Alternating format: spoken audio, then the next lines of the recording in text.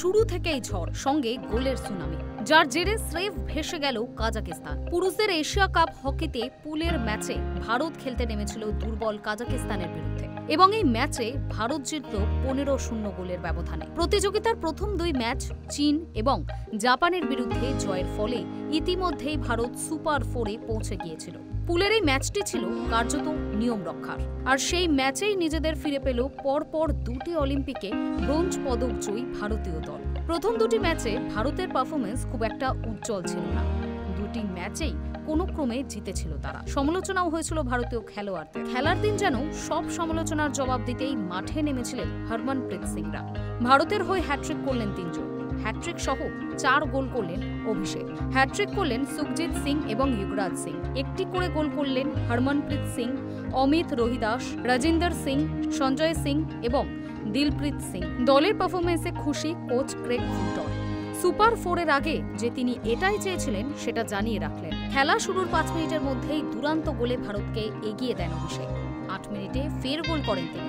15 মিনিটে ভারতের হয়ে তৃতীয় গোলটি করেন সুখজিৎ সিং। প্রথম কোয়ার্টারে 3 গোলে এগিয়ে যাওয়ায় খেলার ফল কোন দিকে এগোচ্ছে তা মোটামুটি স্পষ্ট হয়ে গিয়েছিল। দ্বিতীয় কোয়ার্টারেও শুরু থেকে ঝড় তোলেন ভারতীয় খেলোয়াড়েরা। 20 মিনিটে নিজের হ্যাট্রিক সম্পূর্ণ করেন অভিষেক এবং ভারত এগিয়ে যায় 4-0 গোলে।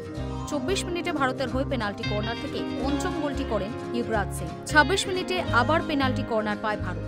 পেনাল্টি কর্নার থেকে ভারতের হয়ে ষষ্ঠ গোলটি করেন অধিনায়ক হরমনপ্রীত। 3 মিনিট পরেই আবারও পেনাল্টি কর্নার পায় ভারত। এবার অতীম রোহিদাস ভারতের হয়ে সপ্তম গোলটি করেন। তৃতীয় কোয়ার্টারের শুরুতেই পেনাল্টি স্ট্রোক পায় ভারত।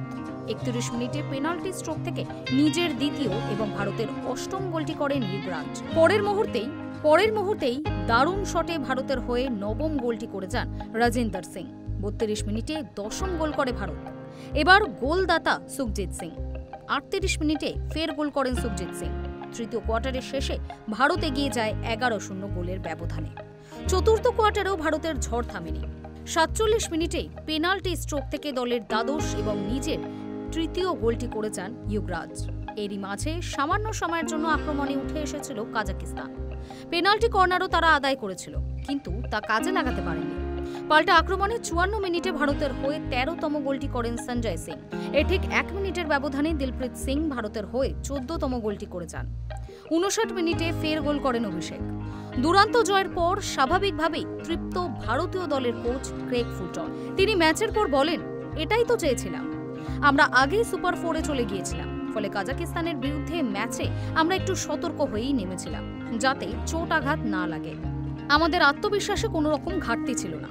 সবথেকে বড় ব্যাপার হলো প্রচুর আক্রমণ করেছে, আমাদের এটাই লক্ষ্য ছিল। মাথায় রাখবেন, কোনো দলকেই 15 গোল দেওয়াটা সহজ নয়। দলের স্ট্রাইকাররা গোল পেয়েছে, দারুণ ব্যাপার এটা। Hi news network.